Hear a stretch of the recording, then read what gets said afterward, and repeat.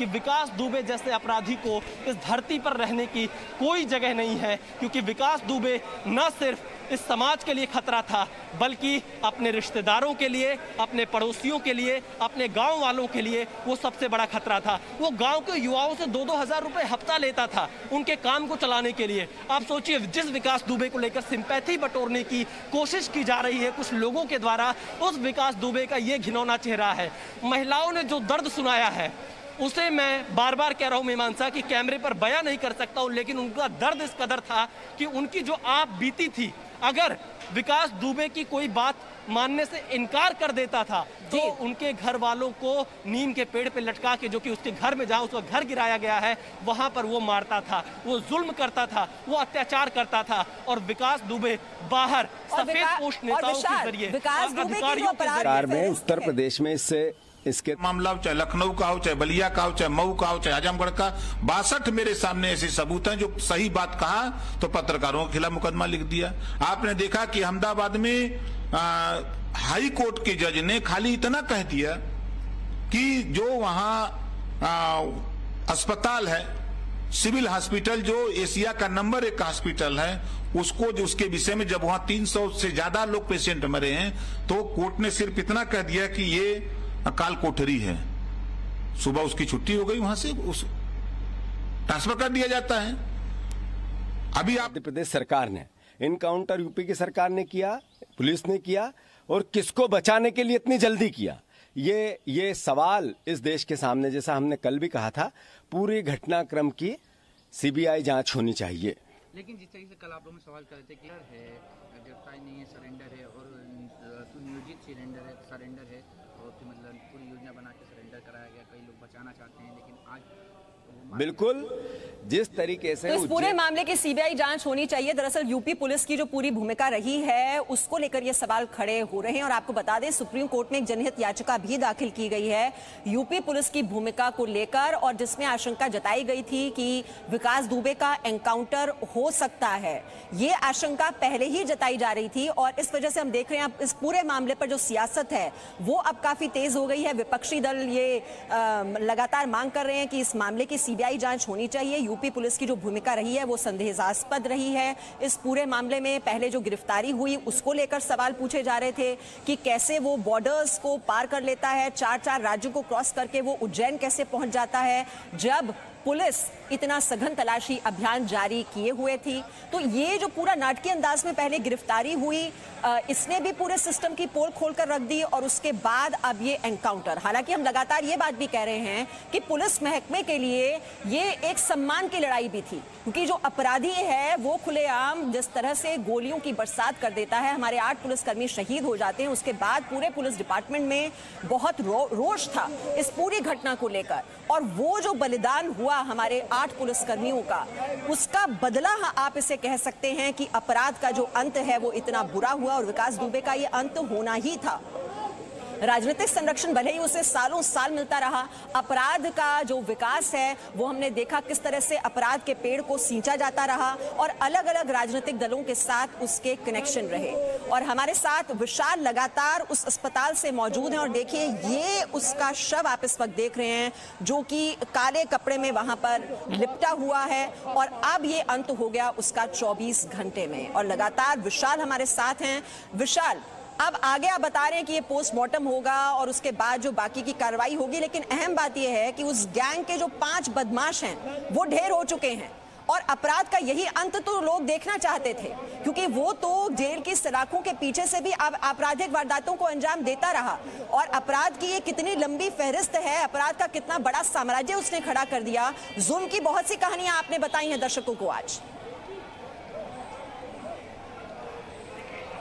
बताना चाहिए बिल्कुल, क्योंकि देखिए देश की जनता यही है, ये सरकार को, अपनी सरकार को पलटने से बचा लिया है। उसने किस किस अधिकारियों का, किस किस भारतीय जनता पार्टी के नेताओं का नाम लिया है, किन किन बड़े नेताओं का नाम लिया है जिसने उनकी मदद की है, ये भी बताना चाहिए। अब एसटीएफ को प्रेस कॉन्फ्रेंस करके साफ साफ बताना चाहिए कि आप 5-6 घंटे उसके साथ रहे, आपने पूछताछ की है, तो किन किन अधिकारियों का, किन किन नेताओं की, भारतीय जनता पार्टी का नेताओं का नाम लिया है। अब तक तो आप समाजवादी पार्टी पे आरोप लगा रहे थे, अब बताइए ना कि भारतीय जनता पार्टी के किन किन नेताओं को बचाने की कोशिश हो रही है और किन किन अधिकारियों को बचाने की कोशिश हो रही है, ये भी जनता जानना चाहती है। अगर ये अधिकारी और ये नेता आज भी बच जाएंगे तो समझिए आने वाले दिनों में कैसे कैसे अपराधियों को ये पैदा करेंगे। इसलिए विकास दुबे की सजा तो मौत होती है, लेकिन दूसरा विकास दुबे जैसे अपराधी पैदा ना हो पाए, इसलिए उन भारतीय जनता पार्टी के नेताओं का, अधिकारियों का नाम सार्वजनिक कीजिए जिसका नाम उसने बताया है।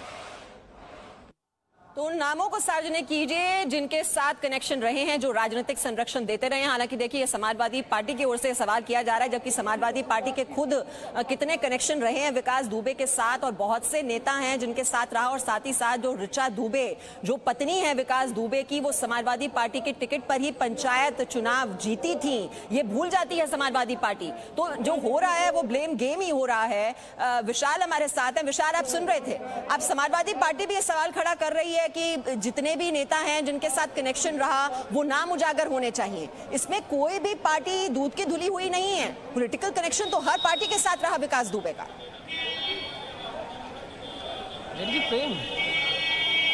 देखिए मीमांसा, बिल्कुल, और मुझे ऐसा लगता है उत्तर प्रदेश की एसटीएफ और पुलिस ने उज्जैन से लेकर कानपुर के बीच में उससे पूछताछ जरूर कर ली होगी कि किस किस लोगों ने उसकी मदद की है। तो वक्त आने पर इसका भी खुलासा मुझे लगता है उत्तर प्रदेश की सरकार जरूर करेगी कि आखिरकार कौन लोग विकास दुबे को बचाने में लगे हुए थे, वो कौन से अधिकारी थे, वो कौन से नेता थे, और वो कौन से वकील थे, और वो कौन से तमाम ऐसे सामाजिक लोग थे जिन्होंने समाज के बीच सामाजिक कार्यकर्ता का चोला पहनकर इसकी मदद की। इन तमाम नामों का खुलासा उत्तर प्रदेश की एसटीएफ की तरफ से मुझे लगता है जरूर किया जाएगा, क्योंकि विकास दुबे का उत्तर प्रदेश से उज्जैन तक पहुंचना एक संयोग नहीं था, बल्कि ये पूरी एक प्लानिंग थी और उसी के तहत उसको वहां पर पहुंचाया गया था। तो मुझे लगता है कि थोड़ा इंतजार करना चाहिए, इस बात का भी खुलासा होगा। लेकिन इस वक्त मीमांसा, जो पूरा देश चाहता था, जो उत्तर प्रदेश चाहता था, वो हुआ है। विकास दुबे का खात्मा हुआ है, विकास दुबे मारा गया है, क्योंकि विकास दुबे एक ऐसा अपराधी है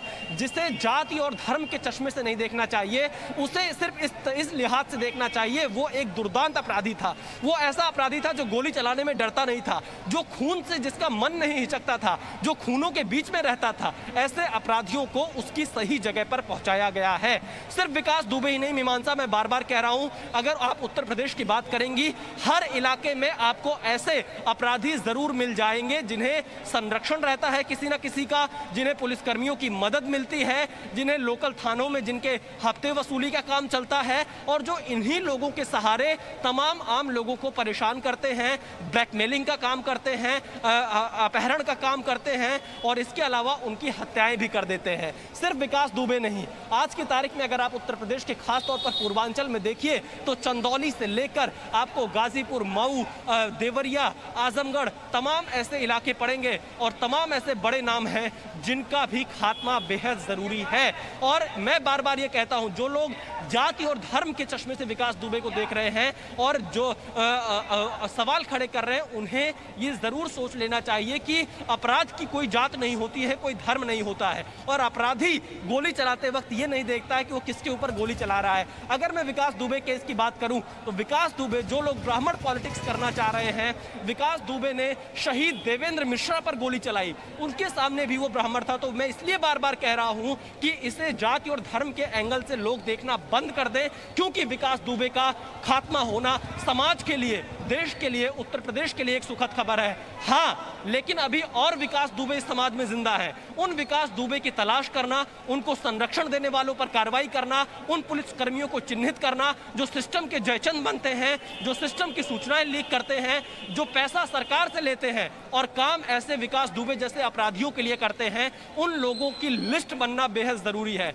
ये आप सिर्फ चौबेपुर थाना मत मानिए, क्योंकि मैं उत्तर प्रदेश को बेहद करीब से कवर करता हूं और मुझे पता है ऐसे तमाम अपराधी हैं। हर एक जिले में ऐसे छुटभैये से लेकर बड़े से बड़े अपराधी हैं जो कहीं ना कहीं एकाध अपराध करके बाहर आ जाते हैं, इलाके में खौफ पैदा कर लेते हैं और उसके बाद फिर वो इस तरह के कारनामों को अंजाम देते हैं और धीरे धीरे राजनीति में अपनी पैठ बना लेते हैं, राजनीति में आ जाते हैं, प्रधानी का चुनाव लड़ने से शुरुआत करते हैं, जिला पंचायत तक पहुंचते हैं, विधायक भी बन जाते हैं, सांसद भी बन जाते हैं, मंत्री भी बन जाते हैं। तो क्या ऐसा कोई इसका मैकेनिज्म तय होगा? क्योंकि जनता इससे सबसे ज्यादा परेशान होती है। जनता के पास ऐसा कोई विकल्प नहीं होता है, वो क्या करे? क्योंकि थाने में जाते हैं तो थानेदार कहता है कि भाई आप फलाने से सिफारिश कराइए तब हम करेंगे, जनता की सीधी आवाज वो नहीं सुनते हैं। तो फिर जनता जब ऐसे जो सफेद पोश हो जाते हैं अपराधी, जो रॉबिन हुड अपने आप को बताने की कोशिश करते हैं, जो ये दिखाने की कोशिश करते हैं कि भाई वो